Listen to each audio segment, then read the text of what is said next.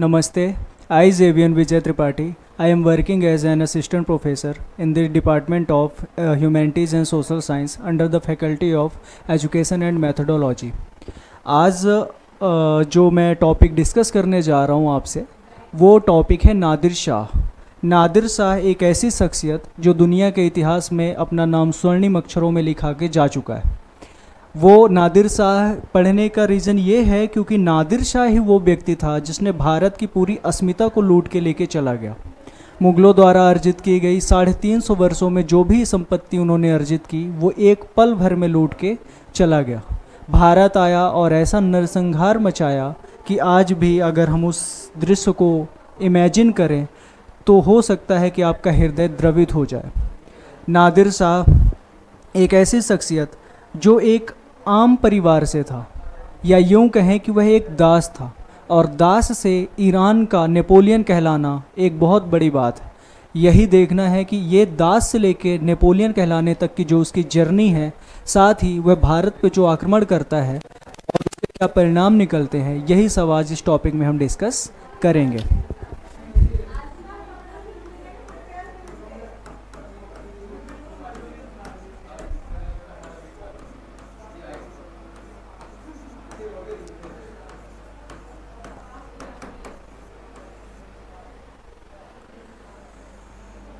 नादिर शाह। तो नादिर शाह के बारे में जो थोड़ी बहुत बातें मैंने आपको बता दी, लगभग अब वहीं से हम शुरू करेंगे। एक बार मैं बता दूं कि नादिर शाह ईरान का शाह था, ईरान का, जिसे उस टाइम पे पर्शिया बोला जाता था, फारस, ईरान। और आज अगर हम ईरान का लोकेशन देखें तो एक बार हम मैप के थ्रू समझने की कोशिश करेंगे। ये है पाकिस्तान, ये है इंडिया, ये है अफ़गानिस्तान, और ये है आज का ईरान। अगर हम वर्तमान में अगर हम देखें तो ईरान की जियोग्राफिकल लोकेशन ये है।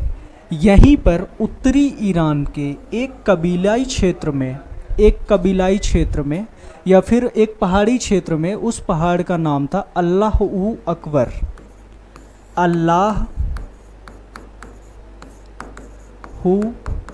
अकबर नाम का एक पहाड़ी क्षेत्र, पहाड़ ही कह लीजिए, वहीं पर नादिर शाह का जन्म 1698 में उसका जन्म हुआ। वह छोटा था, बाल्यकाल में ही उसके पिता की डेथ हो गई। उसके पिता मूलतः एक चरवाहे थे और अपने कबीले के मुखिया भी थे। चूँकि उस टाइम पे कबीले का मुखिया होना इम्पोर्टेंट नहीं था, हमारे पास खाने पीने का साधन भी जुटाना था, तो वहाँ पर चरवाहा भी मुखिया बन सकता था। ज़रूरी नहीं है कि अगर वो मुखिया है तो वो अपना प्रोफेशन छोड़ देगा। तो उसके पिता की डेथ वो जब छोटा था तभी हो गई। बाद में वो अपनी माँ के साथ रहता था। कुछ टाइम के बाद उज़्बेकों ने उस क्षेत्र पे हमला किया। उज़्बेक जो मध्य एशिया का एक देश है उज़्बेकिस्तान, वहाँ पर रहने वाले लोगों को उज़्बेक बोला जाता था। उन्होंने ईरान के इस क्षेत्र पर हमला किया और वहाँ पर उसके माँ के साथ नादिर शाह को भी अपना दास बना लिया। दास बनाने के बाद कुछ टाइम तक उसका जो बचपन है, बचपन से बाल्यकाल का टाइम जो था वो उज़्बेकों के सानिध्य में ही बीता। कुछ टाइम बाद वो यहाँ से भागने में सफल हुआ और भाग के वापस वो ईरान पहुंचा। ईरान में इस टाइम तक एक अफरासियाब नाम का एक वंशज लगभग 200 सालों से रूल कर रहा था, लेकिन वह नाम मात्र का ही बचा था और वो उनकी अस्मिता पूरी तरह से खो चुकी थी और वो बहुत कमज़ोर हो चुके थे। अब ईरान में इस टाइम पे पश्चिम की तरफ से ऑटोमन साम्राज्य का खतरा, पूरब की तरफ से अफ़गानिस्तान का खतरा और उत्तर की तरफ से रूस का खतरा लगातार बना हुआ था। कभी ऑटोमन साम्राज्य हमला करता और पश्चिमी क्षेत्रों पर कब्जे हो जाते, अफ़गानिस्तान हमला करता और ईरान के पूर्वी क्षेत्रों पे अफ़गानिस्तान का कब्जा था, और उत्तर की तरफ से रूस भी यहाँ पर अपना आधिपत्य जमाना चाहता था, तो यहाँ पर रूसियों का भी कब्जा था। कहने का मतलब ये है कि पूरा का पूरा ईरान इस टाइम पे एक तरह से राजनीतिक उथल पुथल की ज़िंदगी जी रहा था, और वहाँ पर एक ऐसे इंसान की ज़रूरत थी जो इस राजनीतिक उथल पुथल को, यानी कि राजनीतिक स्थायित्व को लाए। इसी बीच धीरे धीरे नादिर शाह बड़ा होता गया और वह वहीं के अफरासियाब वंशज का जो सम्राट था या शाह था उसके सानिध्य में पहुंचा। उसके गुणों से प्रभावित होकर उसने अपने सेना में उसको रख लिया और कुछ सैन्य टुकड़ियों का नेतृत्व उसे प्रदान किया। नादिर शाह 1720 तक 1720 तक एक जाना पहचाना नाम बन चुका था और अपनी योग्यता से उसने सबको प्रभावित किया था। लेकिन उसके समक्ष जो चुनौती थी वो ये थी कि एक तो ईरान का जो सम्राट है या शाह है वो पूरी तरह से कमज़ोर हो रहा था, ऊपर से विदेशी शक्तियों का कब्जा हो रहा था और इनको निकालना उसके लिए सबसे बड़ी चुनौती थी। धीरे धीरे उसका प्रशासन, एडमिनिस्ट्रेशन में, या फिर कहें कि ईरान की सत्ता पे उसका कंट्रोल बढ़ता गया। वह सेना का चहेता बन गया। वह एक बहुत ही गुणी और कूटनीतिज्ञ व्यक्ति था और अपने गुणों और कूटनीति की वजह से उसने ईरान में काफ़ी फेमस हो गया। और कहते हैं कि अगर पूत के पांव पालने में ही समझ आ जाते हैं तो नादिर शाह आने वाला सम्राट है या शाह है या उसके व्यक्तित्व में साफ झलक रहा था। 1736 आते आते 1736 में वह ईरान का शासक बन गया, ईरान का रूलर बन गया और उसने ईरान पे पूरी तरह से कब्जा कर लिया।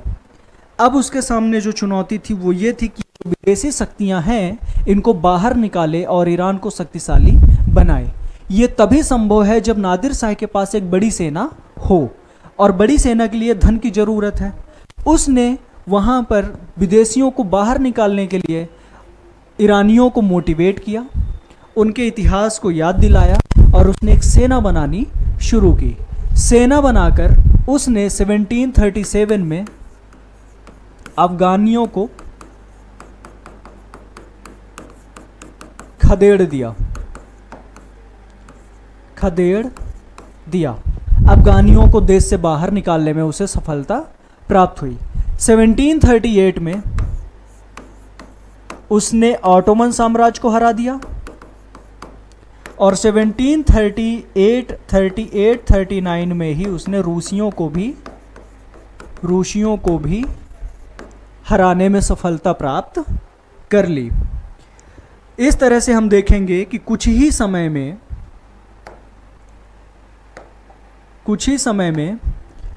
वह पूरे ईरान को फ्री करने में सफल हो गया। तो एक बार फिर से हम देखेंगे कि अब आगे वो क्या करता है, यानी कि नादिर शाह के आगे क्या प्रोसेस उसने की। वह सम्राट बन गया और वह अफरासियाब वंशज का ही सम्राट बना।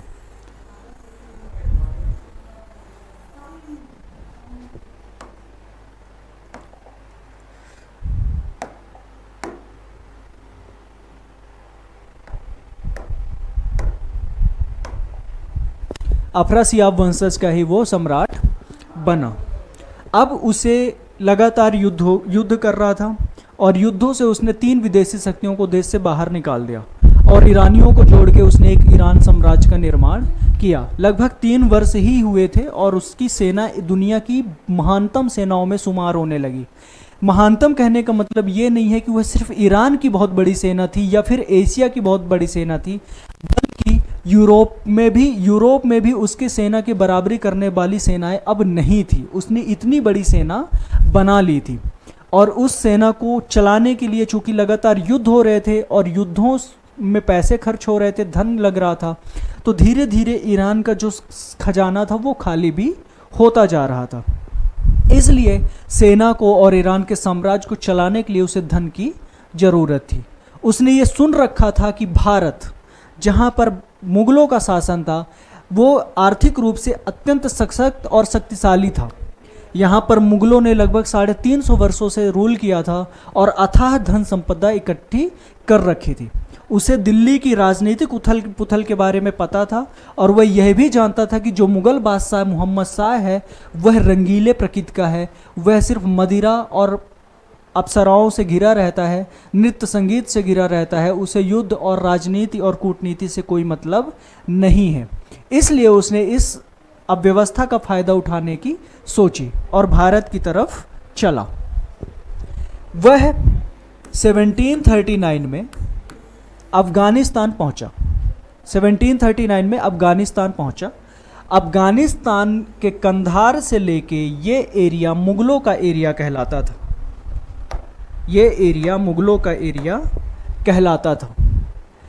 काबुल को पार करके जब वो कंधार और गजनी पहुंचा तो वो क्षेत्र आता था मुगलों के राज्य में। जब मुगल गवर्नर ने इसका विरोध किया तो नादिर शाह ने कहा कि वह सिर्फ कुछ अफगानियों को पकड़ने आया है और वापस लौट जाएगा।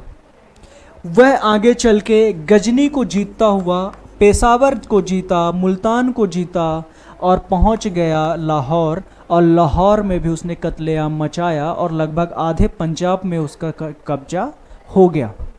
यह बात दिल्ली में बैठे हुए मोहम्मद शाह के पास एक मैसेज के द्वारा पहुंचाई गई, एक चिट्ठी के द्वारा। लाहौर के गवर्नर ने मोहम्मद शाह रंगीला को दिल्ली में एक लेटर भेजा और उसने कहा कि नादिर शाह अपनी एक बड़ी सेना लेके दिल्ली में आक्रमण करने के लिए आगे बढ़ रहा है।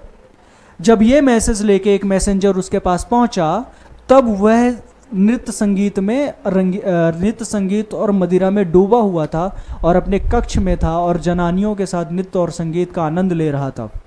जब यह लेटर उसे मिला तो उसने कहा कि ये कोई खबर ऐसी नहीं है जिसमें चिंता की बात हो, और उसने उस लेटर को शराब के प्याले में डुबो के फेंक दिया। मैसेंजर ने उसे आगाह करने की कोशिश की कि साहब वो लाहौर तक पहुंच गया है, अब उसकी अगली नज़र है दिल्ली पर और वो दिल्ली की तरफ आ रहा है। तो वहाँ पर मोहम्मद शाह ने कहा कि दिल्ली अभी दूर है, नादिर शाह को आने दो। नादिर शाह कत्लेआम मचाते हुए और लूटते हुए आगे की तरफ बढ़ा और वह पहुंचा आज के हरियाणा के करनाल में। दिल्ली से लगभग 100-110 किलोमीटर दूर हरियाणा में करनाल नाम की जगह है, वहाँ पर उसने अपने 40,000 सेना का पड़ाव डाला। उसकी सेनाएं इतनी बड़ी थी कि मैसेंजर बताते हैं कि 16 मील लंबी और 2 मील चौड़ी सेना थी और हर जगह सिर्फ सेना ही सेना दिखाई दे रही थी। यह खबर जब दिल्ली पहुंची तो उसने अपने बड़े बड़े सिपा सलारों को बुलाया। उस टाइम पे अवध के नवाब थे सादत खान, दक्कन में निजामुल मुल्क,